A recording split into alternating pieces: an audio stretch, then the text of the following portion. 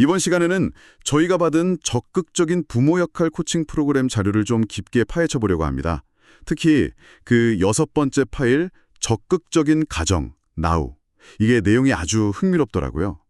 가족을 진짜 하나의 팀으로 만드는 법에 대한 이야기인데 솔직히 가족회의라는 말 들으면 어떠세요?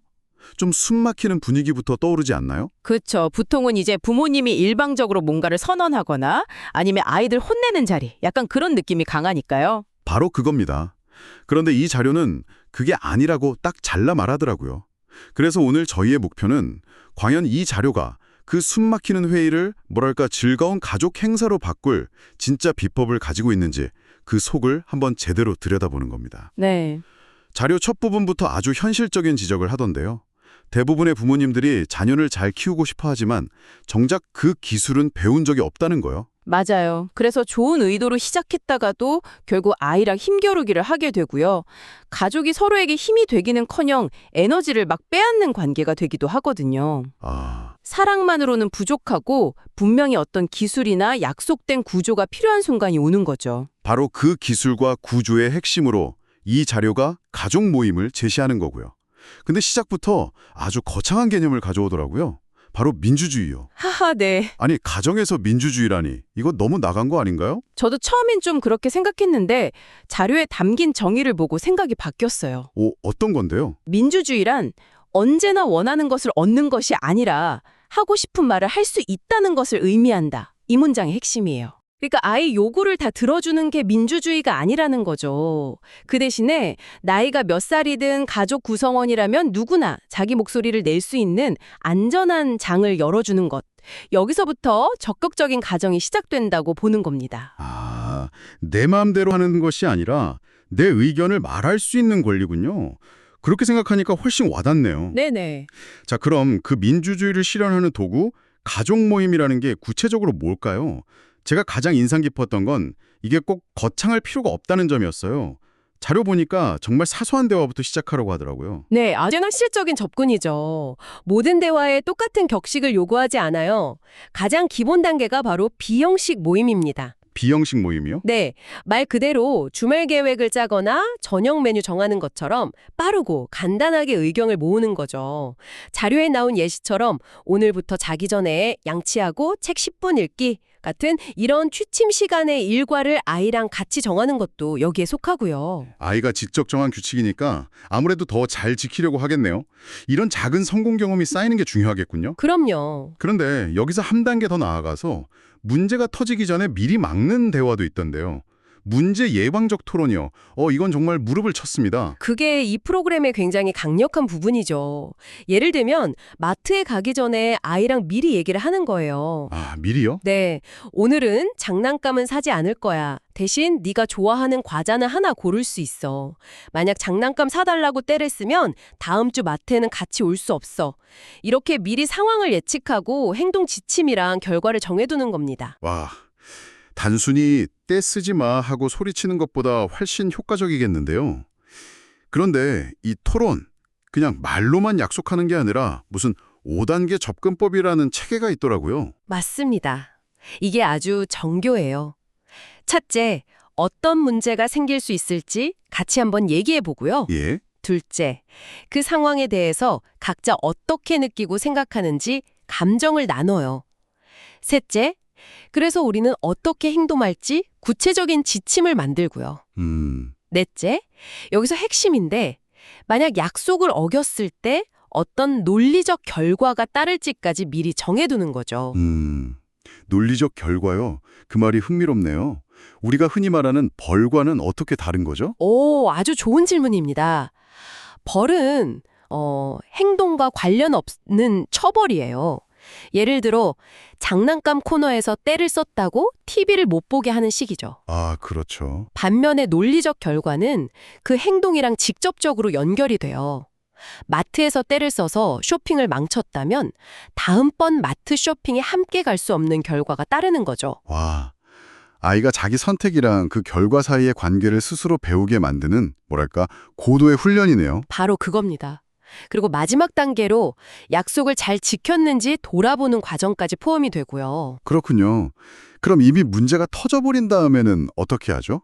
예를 들어서 형이 동생 장난감을 허락도 없이 망가뜨렸다거나 하는 경우요? 그럴 때 쓰는 것이 세 번째 형태인 문제 해결적 토론입니다.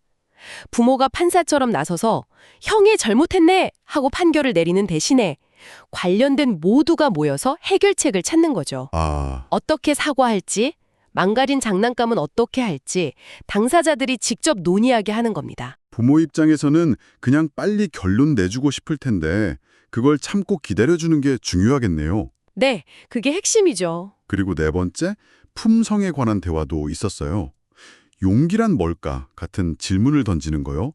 솔직히 이건 좀 뜬구름 잡는 얘기처럼 들리기도 하는데요. 그럴 수 있죠. 하지만 이게 아이들이 정답 없는 질문에 대해서 자기 생각을 깊이 있게 탐색하고 표현하는 능력을 길러주는 아주 중요한 활동이거든요. 아, 어릴 때부터 이런 대화를 나눈 아이는 나중에 어려운 가치 판단의 순간에 자신만의 기준을 가질 수 있게 되죠. 들어보니까 일상의 작은 결정부터 문제 예방, 갈등 해결, 가치관 대화까지 이 모든 게 가족 모임의 여러 얼굴인 셈이네요. 맞습니다. 그리고 이 모든 것의 완성형이 바로 그 가족회의인 거고요. 정확합니다. 가족회의는 이 모든 논의를 가장 체계적으로 담아내는 그릇이라고 할 수 있습니다. 마치 작은 나라의 국무회의처럼요. 잠깐만요. 회의 진행 방식을 보니까 거의 회사 워크숍 수준이던데요. 사회자랑 서기를 돌아가면서 정하고 안건 목록을 냉장고에 묻혀놓고 칭찬으로 시작해서 간식으로 끝낸다고요. 아이들이 이걸 진지하게 받아들이나요? 처음에는 당연히 어색해하죠. 하지만 바로 그 형식의 비밀이 숨어 있습니다. 비밀이요? 네, 아이들에게 돌아가면서 사회자 역할을 맡기는 건 단순히 회의를 진행하는 기술을 가르치는 게 아니에요. 다른 사람의 의견을 조율하고 이끌어가는 리더십을 아주 안전한 환경에서 연습시켜 보는 겁니다. 아, 그리고 서기 역할은 다른 사람의 말을 경청하고 존중하는 태도를 배우게 하고요. 시작한다니 보통 회의랑은 완전 다르잖아요. 바로 그게 핵심입니다. 회의가 문제점을 지적하고 혼나는 시간이 아니라는 걸 서로를 인정하고 격려하는 즐거운 시간이라는 인식을 심어주는 거죠. 네네. 긍정적인 분위기에서 시작하면 훨씬 건설적인 아이디어가 나오기 마련이거든요. 그 다음엔 이전 회의록을 낭독하면서 우리가 함께 정한 약속을 다시 확인하고 냉장고에 붙여둔 안건을 하나씩 다룹니다. 누구나 안건을 제안할 수 있다는 점이 아까 말한 그 가정의 민주주의랑 연결되는 부분이겠네요. 아이가 우리 집 저녁 시간을 30분 앞당겨주세요 같은 안건을 낼 수도 있는 거고요. 물론이죠. 그리고 그 안건이 진지하게 논의되는 경험 자체가 아이에게 엄청난 존중감을 느끼게 합니다. 그렇겠네요. 회의가 끝나면 다 함께 간식을 먹거나 보드게임을 하는 가족 화목 활동으로 마무리하고요. 시작과 끝을 즐거운 경험으로 포장해서 회의에 대한 긍정적인 기억을 계속 쌓아주는 겁니다. 칭찬으로 시작해서 간식으로 끝난다니. 이거 아이들이 회의를 기다릴 수도 있겠는데요. 네, 실제로 그런 경우가 많다고 해요. 하지만 규칙은 꽤 엄격해요. 이야기 중단하지 않기, 다른 사람 비난하지 않기. 솔직히 감정이 격해진 아이들한테 이게 정말 가능할까요?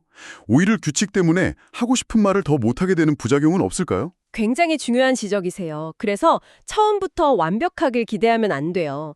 자료에서도 7세 정도부터 처음엔 한 10분 정도로 짧고 재미있게 시작하라고 권장하거든요. 아, 처음부터 길게 하는 게 아니군요. 네, 규칙을 어겼을 때 사회자가 부드럽게 상기시켜주면서 점차 익숙해지게 돕는 거죠. 그리고 누구도 자리를 뜨지 않는다는 원칙을 강조하는데 이건 갈등이 생겨도 회피하지 않고 함께 해결하는 연습을 시키는 겁니다. 그렇군요. 결국 이 모든 체계적인 절차와 규칙들이 향하는 최종 목표가 있을 것 같은데요. 왜 이렇게까지 해야 하는 거죠? 이 프로그램의 핵심 철학이 바로 여기서 드러납니다. 이 모든 활동은 결국 4가지 핵심 가치를 아이들이 경영하게 만들기 위한 아주 정교한 시스템이거든요. 아, 그 4가지요? 네. 바로 협동심, 책임감, 용기, 그리고 자기 존중감입니다. 아, 프로그램 초반부터 계속 강조되던 그 4가지 가치네요? 네, 이걸 단순히 말로 가르치는 게 아니에요. 가족회의라는 장 안에서 직접 체험하게 만드는 거죠. 한번 생각해 보세요. 어른들 앞에서 내 의견을 뚜렷하게 말하는 경험. 그게 바로 용기의 첫걸음입니다. 네, 그렇죠. 그리고 내 의견과 다른 가족의 의견을 조율해서 더 나은 결론을 만들어가는 과정에서 협동심을 배우고요. 내 의견을 말하는 용기, 다른 사람과 함께하는 협동심. 아, 자연스럽게 연결되네요. 그리고 그렇게 모두 함께 내린 결정의 결과를 스스로 감당하면서 책임감을 체득하게 됩니다. 아, 부모가 일방적으로 정한 규칙을 어겼을 때보다 자기가 직접 만드는 데 참여한 규칙을 어겼을 때 그 결과에 더 승복하게 되죠. 그 말씀을 들으니까 이 시스템이 왜 강력한지 알겠네요. 부모가 책임감을 가져라 라고 100번 말하는 것보다 아이가 직접 정한 규칙을 어겨서 일주일간 유튜브를 못 보게 되는 경험 한 번이 훨씬 강력하다는 거죠. 그게 이 프로그램의 핵심 통찰이군요. 바로 그겁니다. 그리고 이 모든 과정을 통해서 나는 우리 가족의 중요한 구성원이고 내 의견은 존중받는구나 라는 사실을 온몸으로 느끼면서 건강한 자기 존중감이 형성되는 거죠. 와, 이 네 가지 가치가 서로를 키워주면서 선순환하는 구조를 만드는 것. 그게 가족회의의 궁극적인 목표입니다. 우리 중 어떤 사람도 우리 모두가 함께한 만큼 현명할 수는 없다. 자료에 인용된 이 말이 바로 그 의미였군요. 네. 이와 관련해서 부모의 역할에 대한 비유도 아주 인상 깊었어요. 부모가 차단막이 아니라 여과기가 되어야 한다는 말이요. 네. 아이가 겪는 모든 어려움을 막아주는 차단막 역할을 하면 아이는 면역력 없이 자라게 되죠. 스스로 문제를 해결할 기회를 박탈당하는 셈이고요. 대신 여과기가 되어서 좋은 영향력, 예를 들어 좋은 책이나 긍정적인 어른과의 만남 같은 것들은 통과시키고 유해한 것들은 걸러주라는 거군요. 그렇죠. 바로 이 가족회의가 우리 가족만의 기준을 세우는 아주 훌륭한 여과기가 될 수 있겠다는 생각이 드네요. 정확합니다. 어떤 가치를 받아들이고 어떤 위험을 걸러낼지 그 필터의 성능을 가족이 함께 결정하고 업그레이드 해나가는 과정인 셈이죠. 오늘 우리는 적극적인 가정을 만들기 위한 아주 구체적이고 실천적인 도구, 가족 모임에 대해 깊이 파고들어 봤습니다.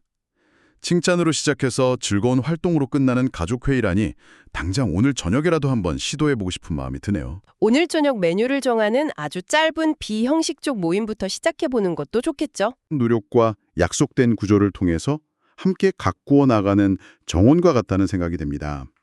매일 조금씩 물을 주고 잡초를 뽑아주는 그런 정성이 필요한 거겠죠? 마지막으로 여러분이 한번 생각해 볼 만한 질문을 던지면서 마무리하고 싶습니다. 네. 이 자료를 꿰뚫는 시선은 가족을 단순히 사랑으로 뭉친 집단으로만 보지 않는다는 점입니다. 오히려 한 아이가 처음으로 경험하는 사회이자 민주시민으로서 협력과 책임의 원칙을 배우는 첫 번째 훈련장으로 바라보는 듯해요. 첫 번째 사회, 첫 번째 훈련장. 무게감이 다르네요. 네, 만약 우리가 가정을 사랑의 공동체라는 개념을 넘어서 건강한 사회인으로 성장하기 위한 첫 번째 연습실로 바라보기 시작한다면 우리의 부모 역할과 자녀와의 관계는 어떻게 달라질 수 있을까요?